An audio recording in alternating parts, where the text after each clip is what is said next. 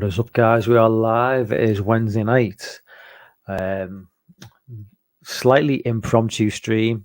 Wasn't really going to stream tonight. Don't really stream on a Wednesday night anyway. Don't usually stream on a Monday night, but I did. But obviously, with like this new setup that I've got going on at the minute, I'm kind of just thinking, you know what, might as well start streaming a little bit more. And it is Halloween. It is October. We are getting close to the witching hour, so to speak. So, why not just start doing a few more live streams? This is going to be, a shorter stream. Obviously, last night was kind of a longer stream, chatting with JT and Griffin. This is going to be a shorter stream tonight, just like maybe going over a few news stories, stuff that's going down, which I kind of like to do in what I call the midnight stream, usually on a Tuesday night. But if I've got guests on, I usually kind of like dismiss that and just just talk. But yeah, I mean, there's a few things that have been going on in the last week or so. A few news articles worth talking about. And obviously, anybody who's in the chat wants to interact as well. I'll interact as well, obviously. But let's go to the comments. JT's in the chat already. Hope you're doing well. And yeah, blast that PC. Yeah, blast. Yeah, because I think Friday night I'm going to be doing streaming from like that shitty laptop again. But I need to stream. Ideally, that Halloween ends live stream needs to happen as soon as possible from watching the film. I want to go into that live stream fresh with thoughts. I don't want to really go into it like 2 days, 3 days after the event. I really want to go into that fresh. So yeah, watching the film Friday night, and then live streaming pretty much a couple of hours later. I've got suspicions that this film's going to be not great. Just early reviews are coming in, and they're not that positive. But I mean, the reviews I've seen so far are not from sources that I would really consider, not saying not reliable, but sources who I wouldn't really consider like people who I'd go to for a definitive like review of the franchise. Obviously, I think some of the bigger YouTubers are going to be getting pre-screenings tomorrow, I believe. Today's Wednesday, yeah. So tomorrow, obviously, it drops Friday. I think a lot of the bigger YouTubers are going to be dropping reviews tomorrow. Whether they're allowed to give an actual honest opinion or whether they're under some sort of embargo until Friday, I don't know. But I'm certainly expecting the likes of Cody and some of the other bigger YouTubers who are like in the horror genre. I'm sure they're going to be getting their reviews out very early on. Like I say, I don't know to what level they can reveal before the actual release. In terms of some YouTubers, I'm not entirely sure how honest an opinion we'll get. I don't mean that against Cody. I just mean that there are YouTubers out there, I've said it before, who are on the payroll of these big companies and will do whatever they can to shill for these companies. And there's a lot of YouTubers out there who just, and not just YouTubers, but people in general who will just like hype up a property to the point where to beyond what it deserves. I mean, I've seen people hyping up some of these franchises, some of these films in the last couple of years to the point where you think, were you watching the same movie I was?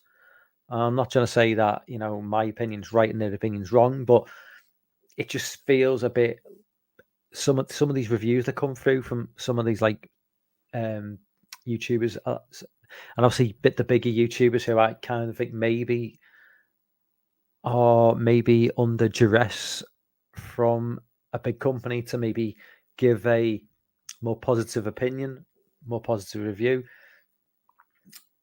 Maybe I mean, Lord of the Rings certainly was one of those Rings of Power where I do think that Amazon were greasing the palms of some of these bigger YouTubers.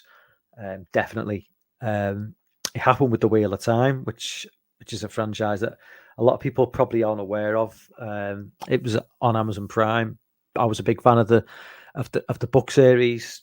It's very much like Lord of the Rings, but doesn't have the same fan base, but has a big following. And a lot of these YouTubers, big and small, kind of just seem to be oblivious to how bad the show was, and the show is fucking horrendous. Anybody who's got any interest in the Wheel of Time book series, who watched the TV show, just one season in, it's an absolute shit show. And yet I was forced to watch endless horror YouTubers, endless booktubers, fantasy YouTubers who are fans of the Wheel of Time, just gushing praise over it. And I was like, what the fuck are you talking about? This TV show is absolute dog shit. And you're gushing praise over it, like multiple YouTubers. And I'm thinking, is it me or is it them? And I come to the conclusion that it's them. They're talking shit. And when you've got YouTubers with 400,000 subscribers getting invited to, the London premiere of that TV show, paid for by Amazon Prime, realistically, what sort of honest opinion am I going to get from that person? I'm not going to get an honest opinion. They're talking shite. They've been bought and paid for by Amazon Prime. They're just shills. End of story. They're just fucking shills. And these are people who are bigger fans of the franchise than I was. So they should have been there picking apart the flaws with the show more than I ever was. But they just see how everything is fantastic and wonderful and diverse and shit. And PC, when it was just a piece of shit. It was a shit TV show from the beginning to the end. Same with Rings of Power. Shit TV show from beginning to end. But, if you have a different opinion to Amazon Prime, then they will just pile down. They will just pile up on you and call you all the names under the sun. And that's how things work now. That's how the media works. Anthony, what's up in the chat? What's up, Anthony? Just my little rant about YouTube shills and Amazon, just Amazon, you name it, Amazon, Netflix, they don't like fans. I could go into a rant about Velma, the new, is it Hulu? Whoever's shown Velma, this new sort of spin-off from Scooby-Doo, which instantly attacks fans in the opening minute of the trailer. I'm not like the biggest fan. I mean, I love the original Scooby-Doo cartoon from the late 60s. Just something I grew up with. And some of the later iterations I really like as well. But this new one, it's like, okay, they've race swapped Velma, whatever. And is it this one or another one of the Scooby-Doo where they've made Velma a lesbian? Whatever. I always thought Velma was a lesbian anyway. But if they want to put it front and center, that's up to them. But it's meant to be a cartoon about kids chasing ghosts. So why they have to bring in Velma's sexuality into it and put it front and center is just a bit strange to me. But yeah, I mean, like with the trailer for Velma, they've immediately gone after the fans and attacked them. Anybody who's like was a fan of maybe the original series, and it's just odd that these big companies continuously go after the fans and call them out for being bigots or racist or homophobes or whatever they want to call it. They just do it over and over again with the endless virtue signaling. And it's just bizarre because none of this ever makes any money. These big companies who, go, like Anthony says, go woke, go broke. They've been doing this for the last 5 or 6 years, endlessly virtue signaling, endlessly pushing their narrative, and calling out just fans who think, we just want, just give us entertainment. Stop trying to force like political beliefs down our throats. And it's not a race thing. It's not a sex thing. It's just, we just want to be entertained. We don't want, I go to work every day, put a 45-hour week in. I don't want to be fucking preached to by charlatans and, people who don't believe what they're preaching. They're just, you'd like to say that they're doing it for financial benefit. I think that's what they believe they're doing, but they're not actually benefiting financially from it because they're losing fucking money. Look at fucking Top Gun Maverick, a movie that harks back to the 80s, that doesn't preach, doesn't have any social justice nonsense in it. Made $1 billion, a fucking $1 billion in 2022. To a sequel to a movie from 1986 that nobody ever thought needed a sequel. It's, there's a message there for Hollywood if they just took the head out of the backsides and realized what the public wants. Like I say, this is not about race, it's not about sex.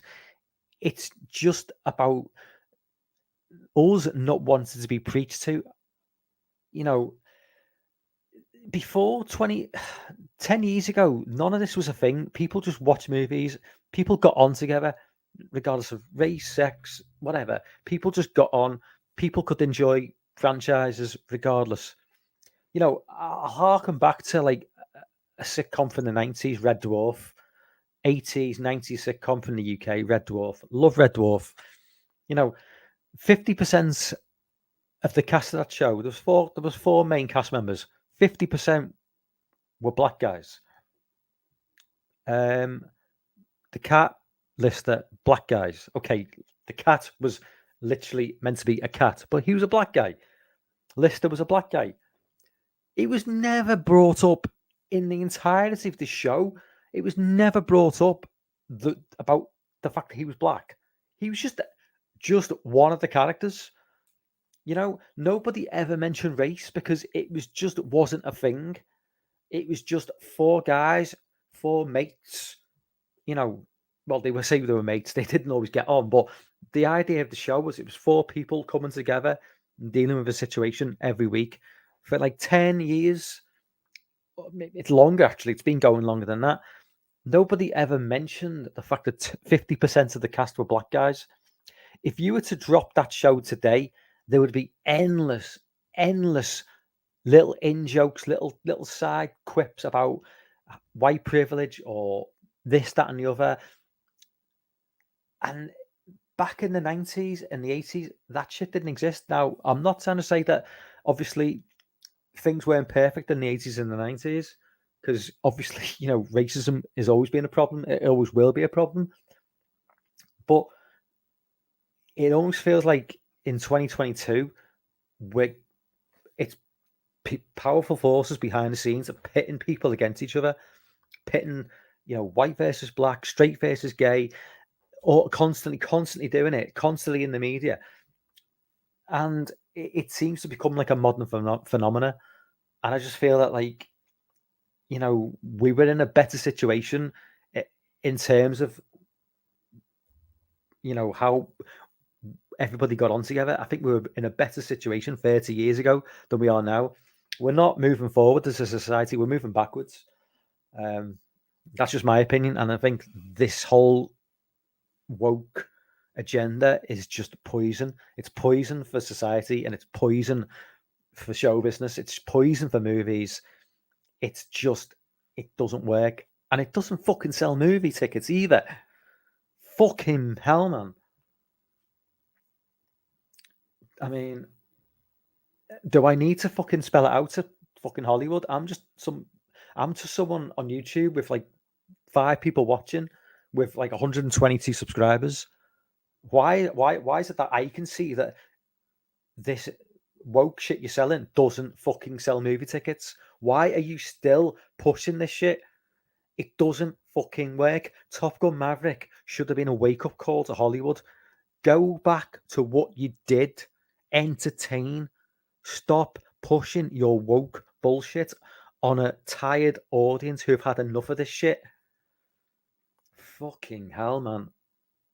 I feel like I'm just screaming into the void, into a void sometimes, but I know that this shit is gaining traction. Yeah, Anthony mentioned, the fucking Bros movie, man. Jesus Christ. Look, maybe it's a good movie. I don't know. But Billy Eichner blaming straight people for his film bombing. Maybe, mate. Maybe a lot of gay people didn't want to see the film either.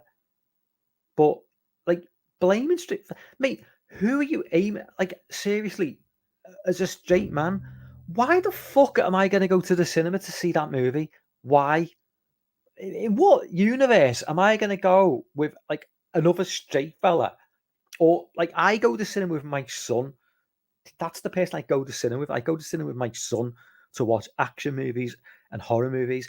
Why would I be going and spending 30 fucking pounds and another £10 on popcorn to watch a movie about gay guys fucking banging each other? Nothing against that in a movie. You know, everything should be on the table in terms of what entertains people. But why would I be going to see that film? And why would that be my fault for not going to see that? In the same way, I don't like, Lorne likes his Indian horror movies. I probably wouldn't go and see an Indian horror movie in the cinema because maybe it just is not my thing. In the same way that a gay romantic comedy is not my thing. And I'm certainly not going to go and see it with my son because he doesn't want to see it either. He'd rather watch an action movie or a horror movie. I mean, oh, fucking hell, man. These people, what planet are these people living on? It's like you can't keep blaming the public for your failures. If your movie bombed, mate, that's your fucking problem. Stop blaming the fans constantly. It's just a get out clause now for people who failed with the movie making. If they didn't like it, deal with it. Fucking own it, mate. Fucking hell, man. Anyway, rant over. Okay, so this was meant to be something else. It ended up being a little bit of a rant, but I think it needed to be said. It's been building up that really. So yeah, let's talk about Nightmare on Elm Street. Because obviously there is talk about there's talk. Heather Langenkamp has been making noises. I need set it. I've forgotten completely what I'm doing. How to share a screen. There we go. Okay. It's been a while since I've done this. There we go. Okay, so Heather Langenkamp apparently is interested in bringing back the Nightmare on Elm Street franchise with a one-on-one with Freddy Krueger. Now, personally, I think it's a good idea in terms of this is the last roll of the dice for the franchise. I think it's been 12 years since Nightmare on Elm Street 2010. And it's becoming more irrelevant by the year. I think to gain any sort of traction in terms of going forward, I think maybe it would be worthwhile bringing back a legacy character, and you'd have to bring back Robert Englund. I know he's old, but just for one last roll of the dice, bring him back with Heather Langenkamp and get the ball rolling. It doesn't have to be the greatest movie ever made, but if it can get bums on seats, if you can put that Nightmare on Elm Street name back in the spotlight, it's what's needed, and then go for it. I don't know whether it will ever happen. I think as Robert Englund gets older, Heather Langenkamp she's fine. She's 58. So she's kind of at the age that Jamie Lee Curtis was when 2018 dropped. But yeah, for this to work, you'd have to get Robert Englund back for this last movie, and then you could go forward, maybe even maybe keeping Heather Langenkamp for a sequel. But it needs them to. It needs those two actors back. I nearly said characters. I meant actors, because obviously Freddy Krueger's a character, and that is not necessarily going to work with a new guy to square off against Heather Langenkamp. I think anything after this, you could do it with a new Freddy, but I think going with a new movie, with legacy characters, with Heather Langenkamp coming back, you'd absolutely have to have Robert Englund on board. I think that's just a given. I mean, there's just no way around it. But and we're back again. Anthony says, I reckon Englund has one more Nightmare movie in him. Yeah, I mean, he's just like 78, 79. He's old, but I mean, you don't have to give him too much to do, because he doesn't do that much, really. If you watch, some of the older, even watch one, certainly, obviously, in the later movies, he's in it more. But if you look at part one, he doesn't appear that often. You don't have to give him too much to do, but you just need to acknowledge that he's the guy. But I mean, yeah, I mean, with Nightmare on Elm Street, like I've said it in the past, it was a blessing and a curse having Robert Englund as Freddy Krueger, because he's such an iconic character. He's so iconic in his look. You can't replace that. It's like with Michael and Jason. Obviously we can tell differences between the different Jasons in terms of size, and obviously you got zombie Jason and human Jason, and they've got slight differences in the way they carry themselves, but it's still just a big guy with a mask at the end of the day. Freddy is just an altogether different beast. He is Robert Englund is Freddy, and that's no disrespect to the guy who played him in 2010, whose name escapes me. But yeah, he is Freddy, and it's if they are going to move forward with the franchise seriously, I think they just need to get him back for this one last film, and then if it is a hit, then go forward with it, and see what you can do with a new Freddy. But I say it's always the most difficult franchise to do, to keep reiterating it, because resurrecting it, I should say, because Freddy is basically Robert Englund. It's not like Michael and Jason. But yeah, I mean, that's basically my thoughts on what they do with it. Moving on, John Carpenter he had an interview with the Daily Telegraph in the UK, which is behind a paywall, unfortunately, so I couldn't read it.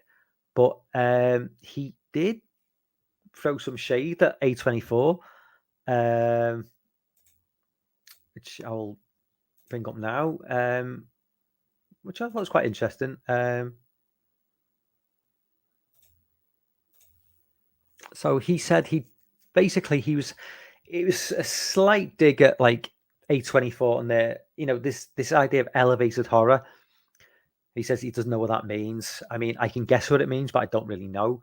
I think this is basically John Carpenter, who is old school as hell. The guy's in his 70s. He's been there, done it, been around the block multiple times. And I think he kind of looks upon A24 as like this new kid on the block. Maybe looks upon them the way, a boomer looks upon, a Gen Z type character. A24 is very much has its shtick, the way they go about things, the way they make movies. And John Carpenter is obviously a lot more, I wouldn't say back to basics. He's an old school filmmaker. His movies are a lot more, it's hard to, how would I describe it? you kind of know what you're getting with a John Carpenter movie to the point, I'm not trying to say that John Carpenter movies are basic in any way, but you know what you're dealing with a John Carpenter film. And I think what he's trying to say is with the A24 movies, they're a bit maybe I think he's kind of saying that a little bit pretentious. That's how I would read into it, because I do love some of the A24 movies, but there's a fair amount of pretentiousness in some of the movies. Certainly in some of the films which are basically shit, for want of a better word. I'm not talking about the horror movies as such. Movies like Spring Breakers, which is just, in my opinion, a dog shit film, which is pretty low level intellect as well. There's nothing special. There's nothing intel. There's no meaning behind the film, but they kind of try and throw in all this,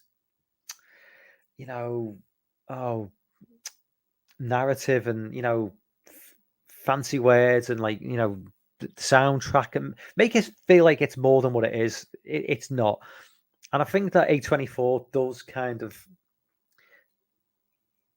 it does.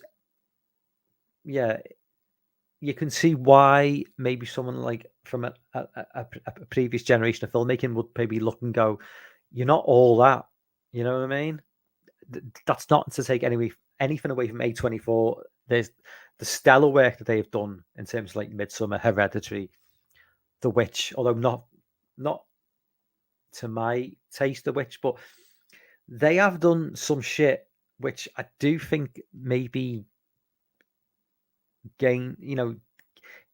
gets positive praise just because of the film studio behind it. We'll know. I mean, it applies to musicians as well. There are bands who get good, good marks on websites, but just because of who they are and not because of what they produced. If they sort of fit into a certain, I mean, Pitchfork.com, which is obviously one of the primary music websites around, they do tend to favour certain bands, and you do wonder, like with some of the reviews, you're thinking, is that really like an 8.5 out of 10? When damn well that it's probably would have been a 6.5 out of 10 if it had been a band under a different name. But yeah, I mean, I get where John Connor's coming. John Connor. I get where John Carpenter's coming from. I do think there is an element to A24 that is a little bit kind of,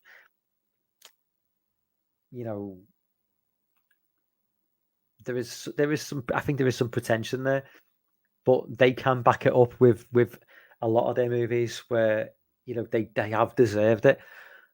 But yeah, I mean, I think John Carpenter's always been a curmudgeon, so to speak. He's not. I can imagine John. I mean, I'd love to hear John Carpenter's thoughts on woke culture. I'm sure it would be very entertaining.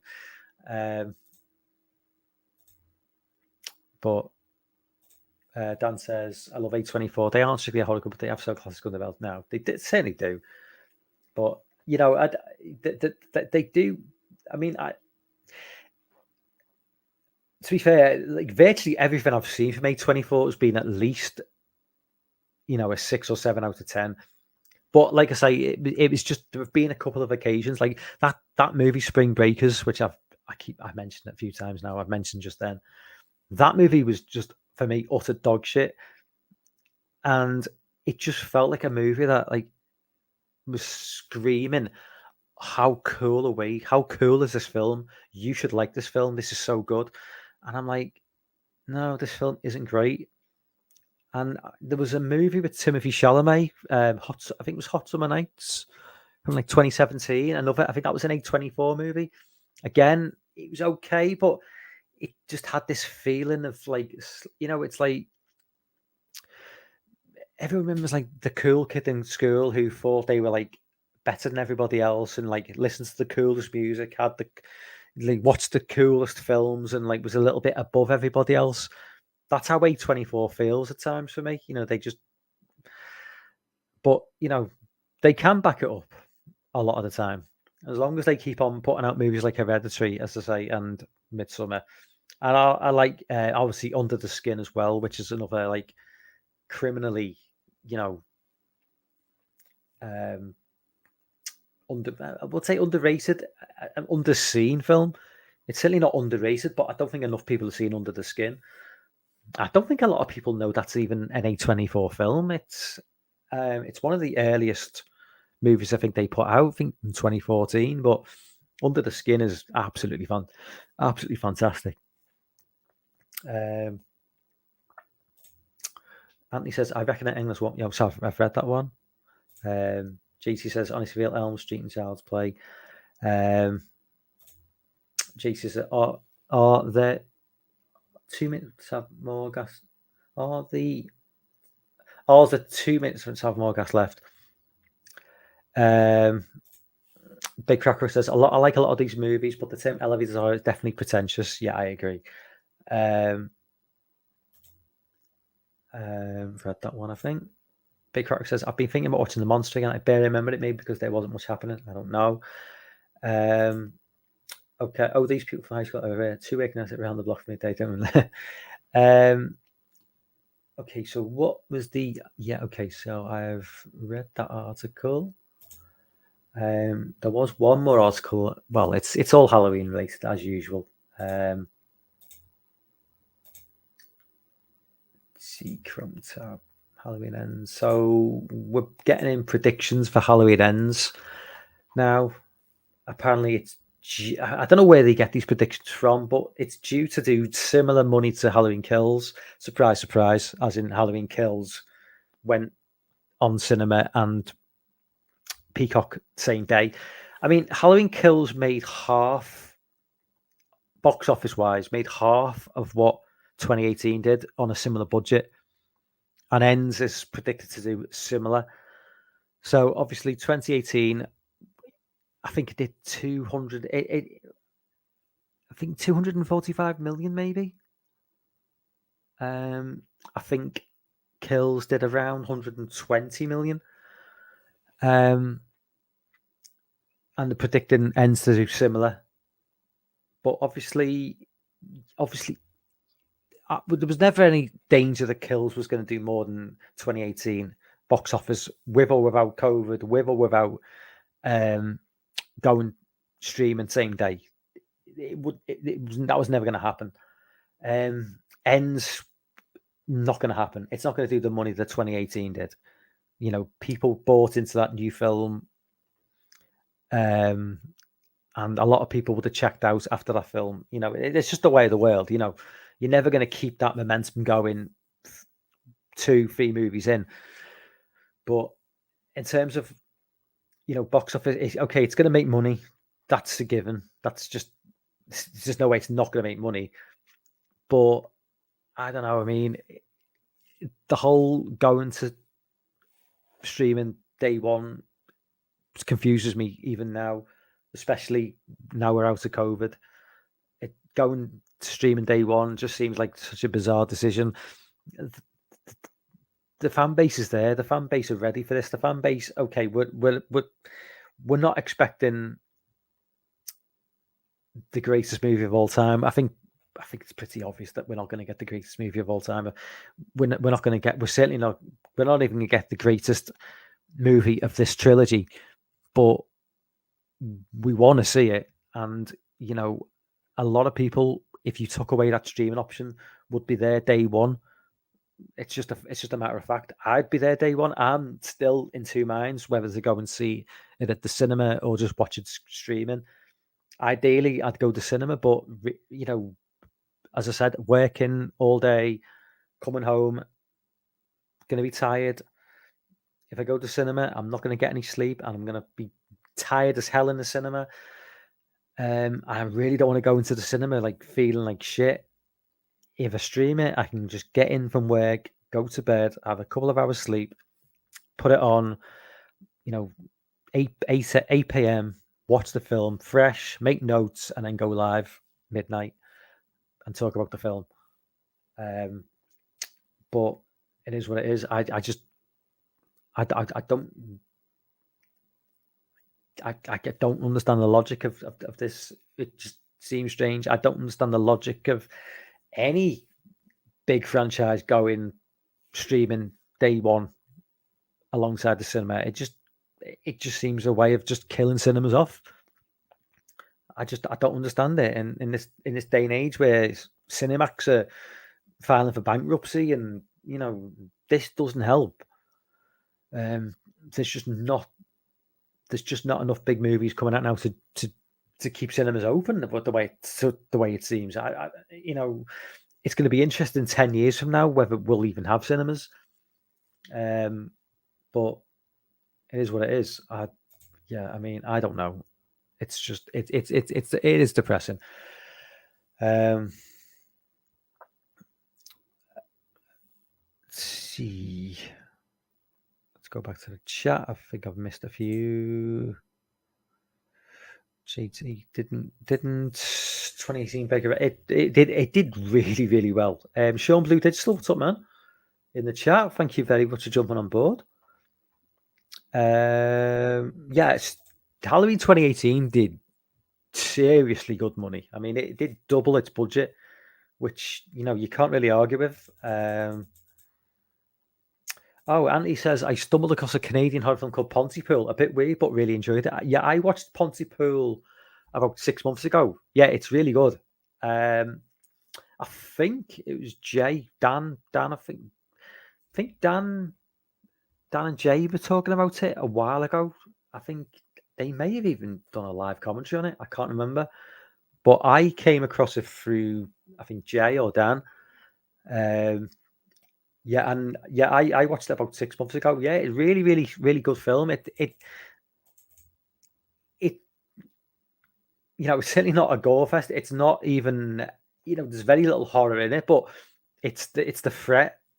It's what's out there. It's that sort of feeling of like we're trapped inside and we're getting reports coming from outside, but we don't really know what's going on.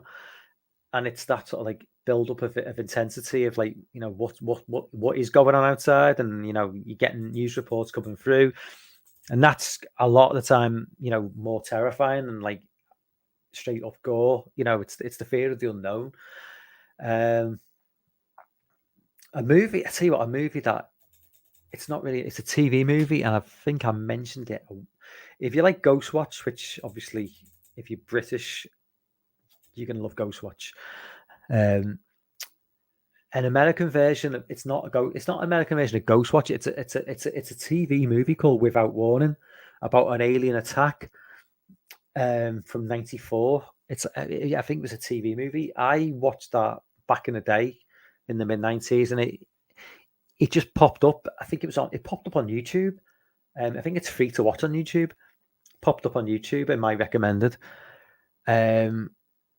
And that is a really, really effective movie. If you do like that sort of like Ghostwatch style of like it's live footage where it feels like a live news broadcast, but it's something that's completely crazy going on. But it's really good. The way they build it up, it's like the way it starts off is it's just a cheesy movie with like some like guy and a woman in bed like going at it, like having sex. It's not like explicit. It's just like man and woman in bed, and it's some like cheesy music playing, and then it cuts in with this news report of like something like so I think it's something like an asteroid, maybe. I can't but and then they say, well, we'll give you updates as we learn what's going on, and then it cuts back to the film, very much like a real broadcast, like when you get a news flash,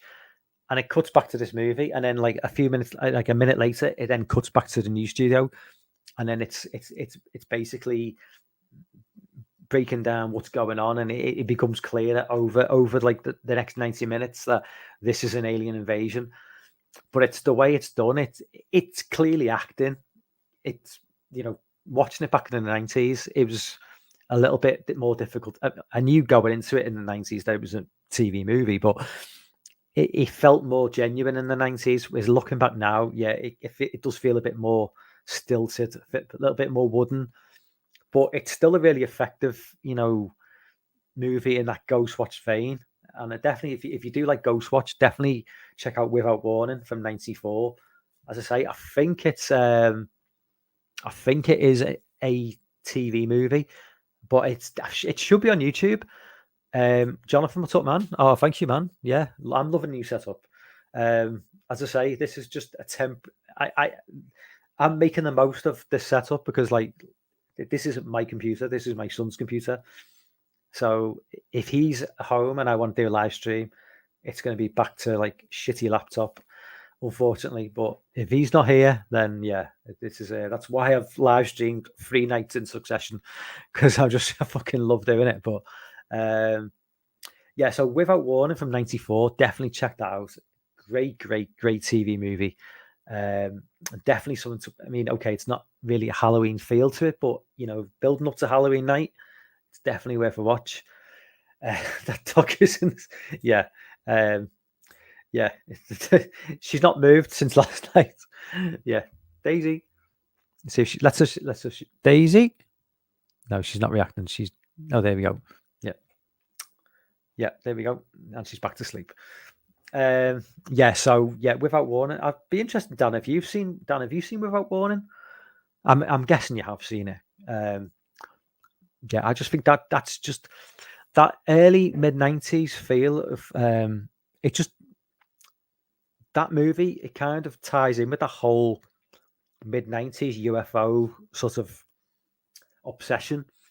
From like 93, from the X-Files debut, which I think was 93, through to like 97, 98, the whole UFO phenomena was just it was so crazy. And I was obsessed with UFOs that time. Sorry, Dan, Without Warning from '94. It's like a TV movie.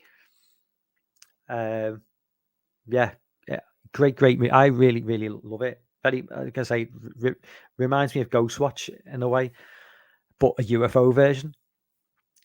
But yeah, that whole like early 90s, 93 maybe to like about 97, 98, the UFO obsession that went on across like the Western world. And I just loved that. I just like, this is before the internet as well, so it's kind of like you had to like rely on TV shows. So like I used to love Sightings, which was like an American show with a guy called Tim White. I'm sure you guys in the States will know what that was. I used to love all that. It was like UFOs, Bigfoot, ghosts. It was all like it's paranormal stuff that I think as someone who was like 16, 17 at that time, just obsessed with that sort of stuff. And then obviously the Roswell alien autopsy footage dropped, which obviously was probably, well, I'm pretty sure it was fake, and you had all Bob Lazar and Area 51, all that stuff. Because he came out in '89 and was like dropping like stuff on Area 51, working there. And I mean, he did work there. I don't know how much of it is true what he said, but it's backed up that he definitely worked there. So he either worked there and is lying, or he worked there and is telling the truth. And there are alien spacecraft in the Nevada desert, which would be pretty insane, obviously. And he says, "Oh, what's Tango 1?" I've not seen that. I remember there was a Megadeth tune called Hangar 18, and Hangar 18 was meant to be a place where they kept alien UFOs. I don't know if Hangar 18 was meant to be in Area 51, but I always remember there was a Megadeth song called Hangar 18, which was a fucking banger. JC says Lazar, the Dull Space Alien Wars. Yeah, I mean, you could get deep into that stuff, man. Yeah, amazing song by an amazing band. Yeah, that was a tune, that man. That Hangar 18, loved that tune. But yeah, just through the mid '90s, the whole alien thing was it was just a great era of just I loved it all. I mean, the TV shows that came out at that time, the movies, and the books. I used to like. Oh my god! I bought so many of those UFO books during that time. Um, I haven't got most of them now, unfortunately. In hindsight, I should have kept them, but um, yeah, I mean, it's funny how things come and go. I mean, it does make you wonder about the whole UFO phenomena. I mean, I'm not saying it's not. I'm not saying that UFOs don't visit Earth. I'm not saying that they do either. I have no idea. I honestly couldn't say, but it did seem to pick up a lot in the 90s when it became part of the public consciousness, and yet less people had phones, camera phones, well, less cameras basically, and now everybody on the planet's got a camera phone, but we see less of them really. So it does kind of make me wonder, um, if everybody on the planet has got a phone in the pocket, why aren't we seeing more pictures? Why aren't we seeing more video footage compared to what we saw in the 90s? So there is that. Um, I mean, when it comes to the alien phenomena, I mean, I'm of the mind that like probably haven't been visited by aliens. I just can't see it. Do I think there's intelligent life on other planets? Absolutely, there's got to be. There's, what is it? 100. I mean, what is it like? A trillion galaxies and each galaxy's got 100 billion stars. The numbers are just, and then there's possibilities of like multiverses and stuff. It's just the idea that there's just nothing else out there is just insane. But the chances of them coming to this little insignificant little rock in the middle of the galaxy, in the middle of the Milky Way, probably not. So, Big Cracker says that I don't want anything to do with those great little grey sodomizers. The X Files got people interested. Yeah, the X Files are the lot. The X Files kind of kickstarted the whole thing really with it. That '93 release, it kind of. I mean, look at Independence Day. Would we have got Independence Day without the X Files? Maybe not. It did kind of like X Files did kickstart a genre, I think, in terms of like movies, and books, and whatnot. That was responsible for a lot of the shit that went down in the 90s. At the end of the day, but yeah, the 90s were a great time, man. I mean, everyone talks about the 80s. I mean, I love the 80s. I was born in '76 as an 80s kid, but I was also a 90s kid. But the 90s were kind of maybe not as innocent as the 80s from my point of view, because I was older. But the older you get, the less innocent the decades become. And so when we get to the 2020s, I just think, oh my god, this isn't great. It's got its benefits. Obviously, sat in the front of a computer talking to you guys is a benefit, but the older you get, the more that plays on your mind, and the shit that goes through my mind every day thinking about stuff. It's not great. It's like, take me back to the 90s when I was like 18 years old, and all I had to worry about was getting laid and getting alcohol, you know, um, and watching movies. I have to think about a lot more these days. But yeah, JC says the universe is basically hello, wake up, you aren't alone sized. Yeah, absolutely. I think how long have I been going for now? 54 minutes. Okay, so I'm going to wrap things up now. Yeah, it was a nice little chat tonight. Covered a few topics. Nice for you guys to jump on. As I say, this is loving the setup. Mike, have you seen Terrifier 2 yet? No, it's not. You can't see it in the UK, can you, Anthony? Unless I'm being really oblivious.